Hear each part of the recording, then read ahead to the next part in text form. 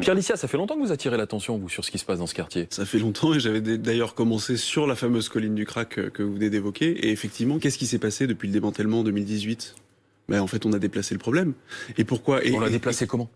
De quelques mètres de quelques pâtés de quelques maison. encablures. C'est-à-dire que de la porte de la Chapelle, les toxicomanes sont allés sur le côté de la porte d'Aubervilliers, Jardin des Halles, Stalingrad. Donc en fait, toujours dans le même quartier, mais systématiquement déplacés au gré, au rythme des interventions policières. Moi, je ne cesse de dire depuis maintenant plusieurs années que la police ne peut pas régler. Et je me tourne vers vous. La police ne peut pas régler un problème qui est d'abord un problème sanitaire. Je suis d'accord.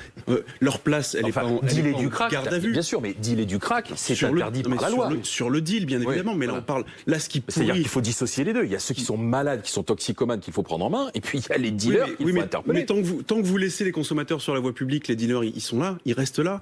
Et vous avez beau faire des opérations policières, tant que les consommateurs sont là, les dealers restent dans le quartier. Et ça s'est considérablement empiré. Et vous avez évoqué la kyrielle d'associations qui viennent en maraude pour leur distribuer des kits stérilisés. Tout ça, payé avec nos impôts allègrement, tout ça ne participe pas à sortir ces personnes-là de la rue et au contraire, ça entretient la consommation de rue. Moi, j'ai eu l'occasion de discuter avec un certain nombre de toxicomanes. Vous en avez une bonne partie qui est demandeuse de s'en sortir, mais à qui on ne propose rien parce qu'il n'existe rien.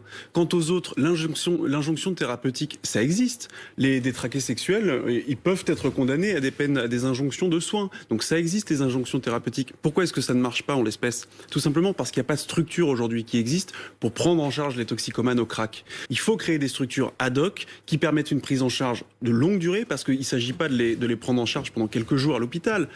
C'est pas non plus quelques semaines, c'est plusieurs mois, plusieurs années. Aujourd'hui, ça n'existe pas. Donc si un juge demain condamne un toxicomane à l'injonction thérapeutique et à l'obligation de soins, il n'a pas de structure pour l'accueillir. Oui, c'est ça le grand drame.